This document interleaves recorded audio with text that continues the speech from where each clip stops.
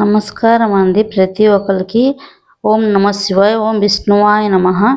ప్రతి ఒక్కరు కార్తీక మాసంలో ఉదయం చేసిన పూజ విధానం ఎలా అన్నమాట అది నేను ఎక్స్ప్లెయిన్ చేస్తాను. నేను ప్రతి ఒక్కటి ఇలాగే పూజ చేస్తానండి.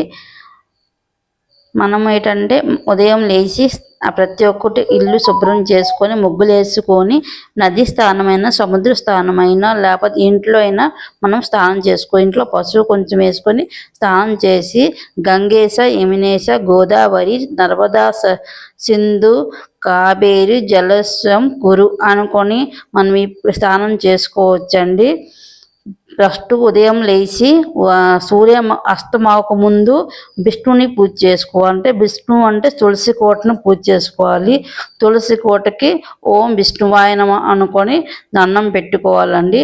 తులసి కోట ముందు దీపాలు పెట్టుకోవాలి. దీపాలు పెట్టి గుమ్మం ముందు గుమ్మం కూడా పూజ చేసుకొని గుమ్మం చుట్టూ రెండు పక్కలు దీపాలు పెట్టుకోవాలి. విష్ణువుని అయిన తర్వాత శివుడిని సూర్యం అస్తమైన తర్వాత శివ అభిషేకం చేయాలి. శివుడు అభిషేకం అయిన తర్వాత ఓం నమ శివాయ అని అనుకోవాలి మనము. ఆ తర్వాత విష్ణు సహస్రనామం చదువుకోవాలి. విష్ణు సహస్రంలో రాబోయిన వాడు ఓం విష్ణువాయ నమః, ఓం విష్ణువాయ నమః, ఓం విష్ణువాయ నమః 108 సార్లైనా 9 సార్లైనా చెప్పుకోవచ్చు. ప్రతి ఒక్కరు చెప్పుకోండి.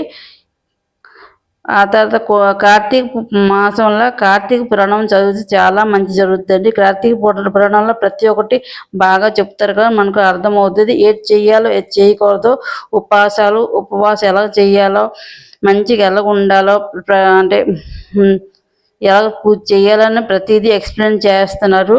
ప్రతి ఒక్క కథ ప్రతి ఒక్కరు ప్రతిరోజు వినండి. నెల రోజులు కథ వినడం వల్ల మంచి ఫలితాలు మనకు దక్కుతాయి. నేనైతే అదే చేస్తాను. దీపదానం కూడా మనం ఇచ్చుకోవచ్చు. దీపాలు దానం అంటే గుడికి వెళ్ళి దీపం వెలిగించేసి కుంకుమ పసుపు పెట్టి అని దానం చేసుకోవచ్చండి.